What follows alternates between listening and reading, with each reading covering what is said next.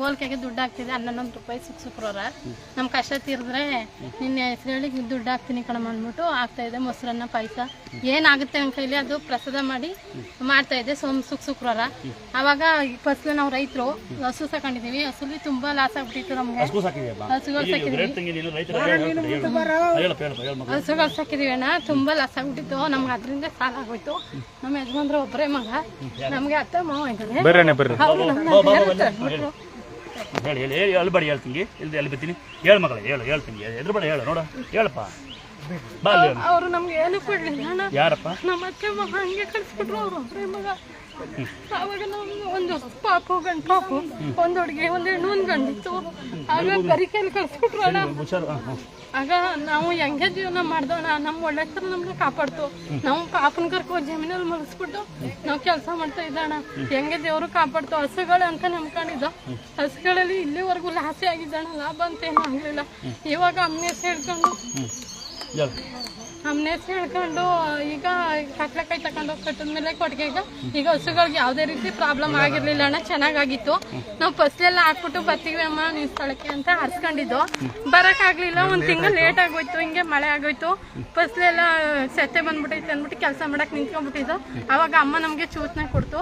ಹಸು 4 ತಿಂಗಳ ಹಸು ಕೆನ ಹಸು ಆಗಿತ್ತು. ಅದಕ್ಕೆ ತುಂಬ ಜ್ವರ ಬಂದ್ಬಿಟ್ಟು ನಡಿಕೆ ಸ್ಟಾರ್ಟ್ ಆಗೋಯ್ತು. ಆವಾಗ ನಮ್ಗೆ ಸೂಚನೆ ಗೊತ್ತಾಯ್ತು. ಅಮ್ಮ ನಿನ್ನ ಹೆಸರು ಹೇಳಿ ನಾವು ಬರ್ತೀವಿ ಅಂತ ಹೇಳಿದ್ದು. ಬರ್ತೀವಿ ಅಮ್ಮ, ಈ ಹಸು ಚೆನ್ನ ಹಸು ಇಂಜೆಕ್ಷನ್ ಮಾಡಿಸಿದ್ರೆ ತೊಂದರೆ ಆಗುತ್ತೆ, ನೀನೇ ನಮಗೆ ಒಳ್ಳೇದು ಮಾಡ್ಕೊಡ್ಬೇಕು ಅಂದ್ಬಿಟ್ಟು ತೀರ್ಥ ಇಟ್ಬಿಟ್ಟು ಕುಂಕುಮ ಹಾಕಿತ್ಲೆ. ನಾನು ಇಲ್ಲಿವರೆಗೂ ಅಣ್ಣ ಒಂದ್ ದಿನಾನು ಇಂಜೆಕ್ಷನ್ ಮಾಡ್ದೆ ನೀವು ವಾಸಿ ಆಗಿರೋ ಹಸುನ ನಾವು ಎಷ್ಟು 10 ವರ್ಷ ಸಾಕಿರೋದು ಹಸುನ ಒಂದ್ ದಿನಾನು ನೋಡಿಲ್ಲ ಅಣ್ಣ.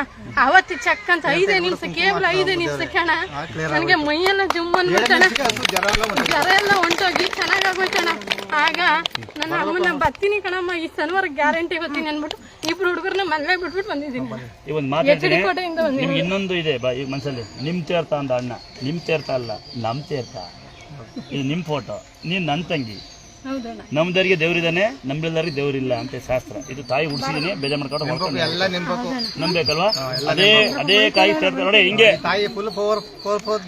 ಆಮೇಲೆ ಹೇಳ್ಬಿಡ್ತೀನಿ ನಾನು ಯೂಟ್ಯೂಬ್ ಅಲ್ಲಿ ನೋಡ್ಬೇಕಾದ್ರೆ ನೀವು ಎಲ್ರಿಗೂ ಸ್ಯಾರಿ ಕೊಡ್ತಾ ಇದ್ದಾಗ ಅಮ್ಮ ನಿನ್ ಸ್ಯಾರಿ ನನಗೂ ಬೇಕಾಗಿತ್ತು. ಅದು ನೆನ್ನೆ ಹೇಳ್ದೆ ಅಣ್ಣ ಇವ್ರಿಗೆ. ಇವ್ರು ಯಾವಾಗ್ಲೂ ಫೋನಲ್ಲಿ ಯೂಟ್ಯೂಬ್ ಅಲ್ಲಿ ಅಮ್ಮನ ಫೋಟೋ ನೋಡ್ದಾನೆ, ಅದು ಹಾಡ್ ನೋಡ್ದಾನೆ ಮಲ್ಕೊಳ್ಳಲ್ಲ. ಇವ್ರು ನೋಡ್ತಾ ಇರ್ತಾರೆ. ಆಗ ಹೋಗಿ ಪಕ್ಕದಲ್ಲಿ ಕೂತ್ಕೊಂಡೆ, ಅಮ್ಮ ನಿನ್ ಸೀರೆ ನನಗೆ ಬೇಕಮ್ಮ, ನನಗೂ ಸಿಗುತ್ತಾ ಅಂತ. ನಾಳೆ ನಾ ಬರ್ತೀನಿ, ನಂಗೆ ಸಿಗುತ್ತಾ ಅಂತ ಕೇಳ್ಕೊಂಡೆ. ಅವಾಗ ಬಂದ ತಕ್ಷಣ ಬಳೆನೂ ಕೊಟ್ರು. ಇವಾಗ ಸೀರೆನೂ ಸಿಗ್ತಾಣ, ನೀವ್ ಮಾಸಿ ಅದನ್ನು ಸಿಗ್ತಾನ.